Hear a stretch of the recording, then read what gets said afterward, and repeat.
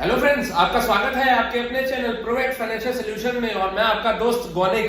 दोस्तों, पिछले दिवाली के दिनों में से अब तक जो सा है आईपीओ की भरमार सेल लगी हुई है और एक के पीछे एक बैक टू बैक आईपीओ आ रहे हैं। आज नायका के आईपीओ की भी अलॉटमेंट आ गई है। आप कमेंट बॉक्स में बताइए कि आपको नायका की अलॉटमेंट आई है या नहीं।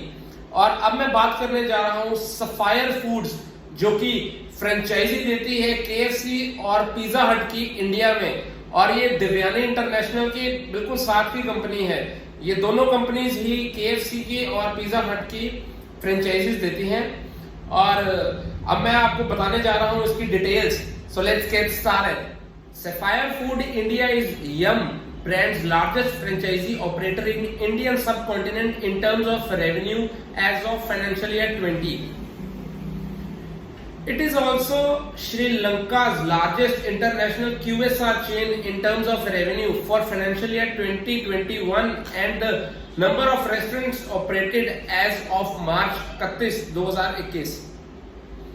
As of March 31st, 2021, the company owned and operated 204 KFC restaurants in India and the Maldives, 231 Pizza Hut restaurants in India, Sri Lanka and Maldives, and 2 Taco Bell restaurants in Sri Lanka. The company total number of restaurants in the subcontinent region grew from 376 in 2019 to 437 in 2021. So आप देख पा रहे हैं कि मतलब अच्छा खासा काम कर रहा है, बट देवयानी के अकॉर्डिंगली मेरे को ये ज्यादा अच्छा नहीं लगता। देवयानी ज्यादा बेटर लग रहा है मुझे इससे। अब बात करते हैं इसकी कॉम्पिटिटिव स्ट्रेंथ की। One of India's largest restaurant franchisee operators and Sri Lanka's largest international QSR chain, Yum's the largest franchisee operator in Indian subcontinent in terms of revenue, focus on delivering excellent customer experience, quality control and operational excellence, scalable business model, experienced management team with robust corporate governance practices. अब Sapphire foods के promoters की बात करें तो QSR management trust and Sapphire food Mauritius limited are company promoters. अब बात करते हैं इसका ऑब्जेक्टिव क्या है आईपीओ लाने का। To achieve the benefit of listing the equity shares on stock exchange, right? और दूसरा है enhancement of company's brand name amongst existing and potential customers and creation of public market for equity shares in India. So basically ये objective इसका है कि stock market का फायदा उठाया है, जैसे बाकी कंपनी जैसे देवयानी आई, जैसे बर्गर किंग आया। सो ये भी इन्होंने भी सोचा होगा कि शेयर मार्केट से उसका फायदा लिया जाए स्टॉक मार्केट का, तभी ये आईपीओ ला रहे हैं अपना। दोस्तों, ये आईपीओ आज यानी कि 9 नवंबर 2021 को ओपन हो गया है और ये क्लोज होगा परसों यानी कि 11 नवंबर 2021 को। और इसकी अलॉटमेंट जिसको आएगी वो 16 नवंबर 2021 को आएगी, और जिसको अलॉटमेंट नहीं आएगी उसके रिफंड 17 नवंबर 2021 को आएंगे, और जिसको अलॉटमेंट आ जाएगी उसके डीमेट अकाउंट में 18 नवंबर 2021 को शेयर आ जाएंगे। और लास्ट में लिस्टिंग डेट है इसकी 22 नवंबर 2021। अब इसके बाद अब सफायर फूड आईपीओ की डिटेल की बात करें तो आपको ओपनिंग और क्लोजिंग की डेट्स मैंने बता दी हैं पहले ही।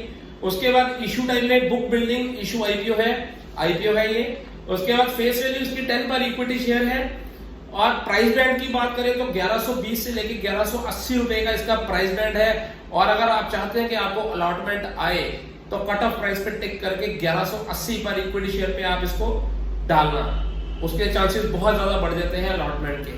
मार्केट लॉट 12 शेयर्स का है, मिनिमम आप 12 शेयर्स ही लगा सकते हैं। इसकी लिस्टिंग बीएसई और एनएसई पर होगी। इशू साइज जो सा है वो 2073 करोड़ का है, जिसमें ऑफर फॉर सेल 2073 करोड़ का है। तो मतलब ये ऑफर फॉर सेल ही है, ओएफएसई है, फ्रेश इशू इसमें कुछ नहीं है। एप्लीकेशन की बात करें, मिनिमम आप एक एप्लीकेशन लगा सकते हैं जिसके अंदर 12 शेयर्स होंगे और 14,160 रुपए आपके डेबिट होंगे। और अगर आप मैक्सिमम की बात करें तो आप 14 लॉट्स लगा सकते हैं जिसमें 168 शेयर्स होंगे और 1,98,240 रुपीज आपके ब्लॉक होंगी उसके लिए। आईपीओ से पहले जो थी प्रमोटर की होल्डिंग थी वो 60.08% की थी, और आईपीओ के आने के बाद जो सी प्रमोटर की होल्डिंग रह जाएगी वो 49.97, मतलब तकरीबन 10% जो सी होल्डिंग है वो प्रमोटर्स बेच रहे हैं through OFS.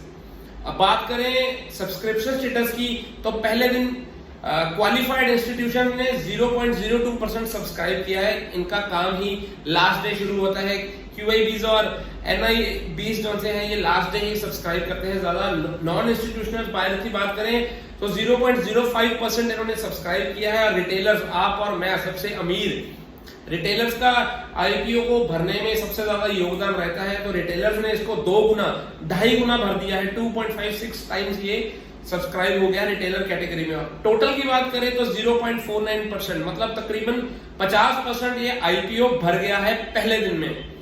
Grey market premium की बात करें जिसके लिए रिटेलर्स आईपीओ लगाते हैं, तो 8 नवंबर 2021 को जब था इसका ग्रे मार्केट प्रीमियम आ रहा था कल, वो 110 या 115 रुपए पर शेयर का था। और अगर प्रीमियम से शेयर की बात करें तो हमारे को तकरीबन 10 से 15% का हो सकता है कि आपको ग्रे मार्केट का मतलब आपको लिस्टिंग गेन्स मिले।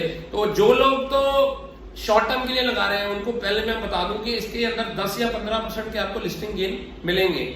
और जो लॉन्ग टर्म इन्वेस्टर्स हैं मैं उनको रिकमेंड करूंगा कि वो दिव्यानी के अंदर बने रहें, और जो सिर्फ चस्का लेना चाहते हैं वो इसके अंदर अप्लाई कर सकते हैं।